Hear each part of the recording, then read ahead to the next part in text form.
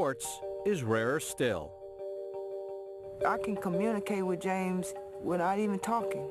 It's like an aura about us that's the same. So he really truly is like my brother.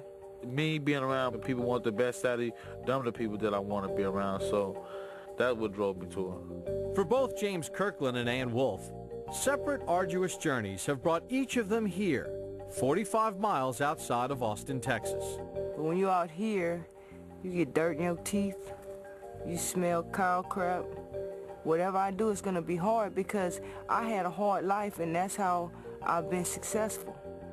Born in Louisiana, Wolf grew up in poverty without heat or running water, but with a zest for combat.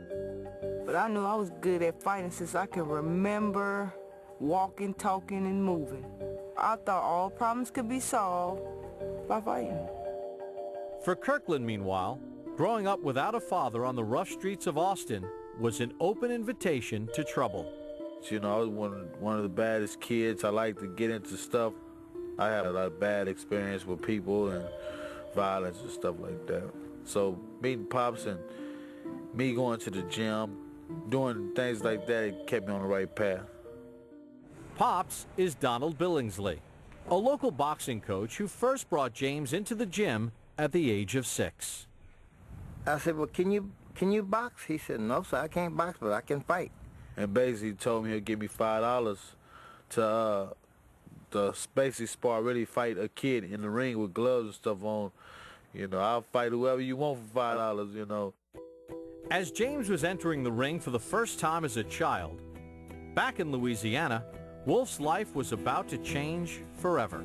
When I was 18, my mom got sick, and she died with cancer. And my dad got murdered. I had so much bottled up inside me till I couldn't function on a day-to-day basis. I was selling drugs, but I think more than anything, I got into more trouble from my temper.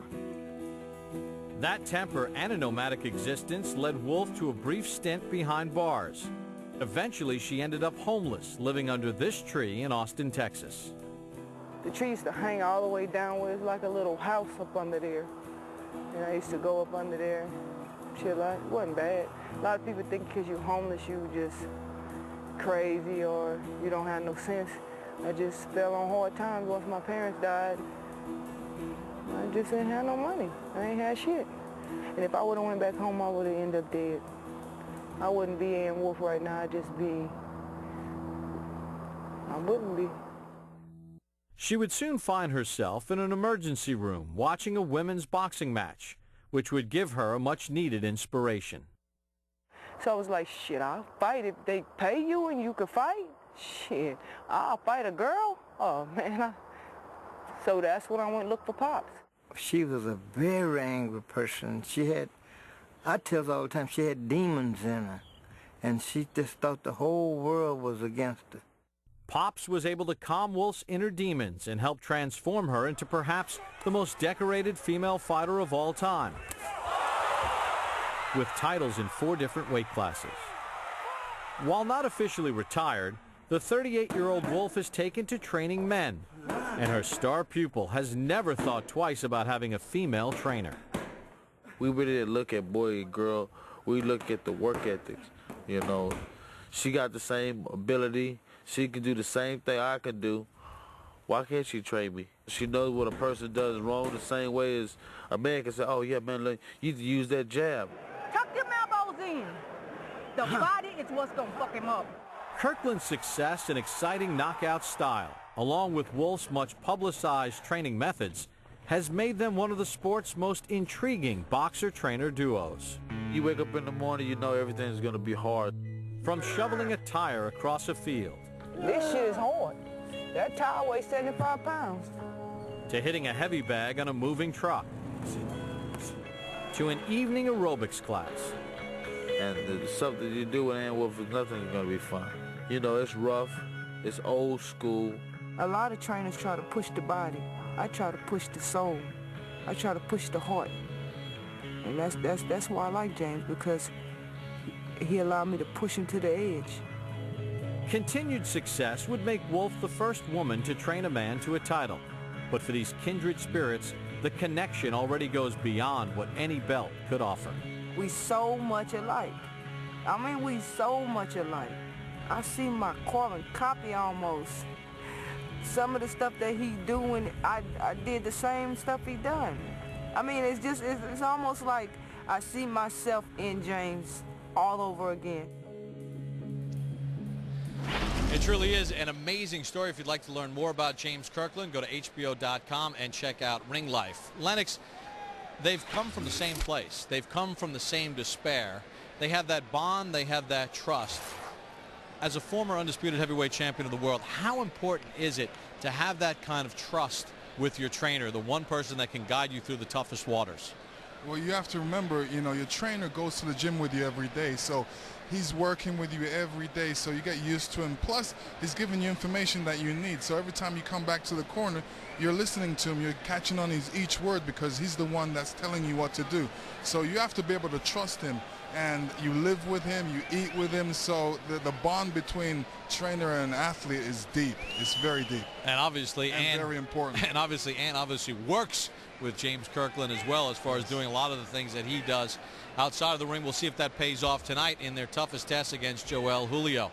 We transition over to Max Kellerman, HBO boxing analyst. Max, this bout being contested in the 154-pound weight class. Why don't you size up the division for the fans out there?